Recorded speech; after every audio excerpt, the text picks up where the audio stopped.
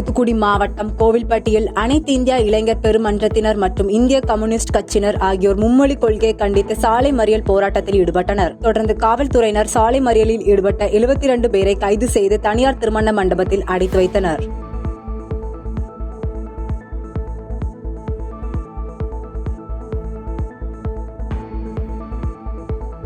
சேலம் மாவட்டம் ஓமலூர் அருகே மகளிர் கல்லூரி பட்டமளிப்பு விழாவில் கலந்து கொண்ட பெரியார் பல்கலைக்கழக துணைவேந்தர் ஜெகநாதன் 1075 மாணவிகளுக்கு பட்டங்களை வழங்கினார். இந்த விழாவில் கலந்து கொண்டு பேசிய ஜெகநாதன் மாணவிகள் தினமும் மூச்சு பயிற்சியும் நடைபயிற்சியும் செய்வதை வழக்கமாக்க வேண்டும் என்று வலியுறுத்தினார்.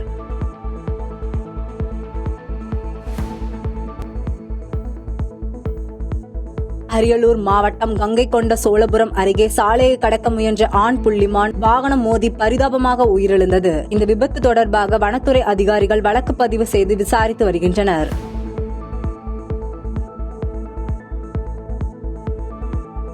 நீலகிரியில் நெலாக்கோட்டை எடக்கோடு வனப்பகுதியில் இறந்த நிலையில் கிடந்த ஆண் புலியை மருத்துவ குழுவினர் பிரேத உடற்கூராய்வு செய்தனர்.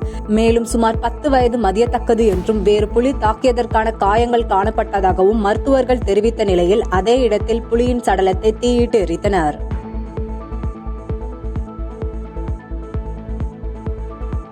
திருவள்ளூரில் முதலமைச்சர் மு.க. ஸ்டாலின் பிறந்தநாளை முன்னிட்டு திமுக சார்பில் பொதுமக்களுக்கு நலத்திட்ட உதவிகள் வழங்கும் நிகழ்ச்சி நடைபெற்றது. இவ்விழாவில் 500 பேருக்கு மதிய உணவு மற்றும் வெயிலின் தாக்கத்தை குறைப்பதற்காக தர்பூசணி, இளநீர், மோர் உள்ளிட்ட நீர் ஆகாரங்கள் பொதுமக்களுக்கு வழங்கப்பட்டது. திருவண்ணாமலை மாவட்டம் வந்தவாசி அருகே மேம்பாட்டு நிதியில் கட்டப்பட்ட புதிய நியாய விலை கடையை நாடாளுமன்ற உறுப்பினர் எம்.எஸ். தரணிவேந்தன் மற்றும் சட்டமன்ற உறுப்பினர் எஸ். அம்பேத்குமார் ஆகியோர் திறந்து வைத்தனர். இந்த நிகழ்ச்சியில் வட்டார வளர்ச்சி அலுவலர்கள் பிரபாகரன் உள்ளிட்ட ஏராளமான திமுக உறுப்பினர்கள் கலந்து கொண்டனர்.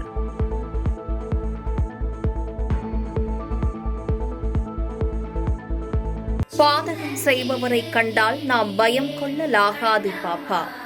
மோதி மிதித்து விடு பாப்பா, அவர் முகத்தில் உமிழ்ந்து விடு பாப்பா. அண்மை செய்திகளை உடனுக்குடன் தெரிந்து கொள்ள இணைந்திருங்கள் எம் நாடு தொலைக்காட்சியுடன்.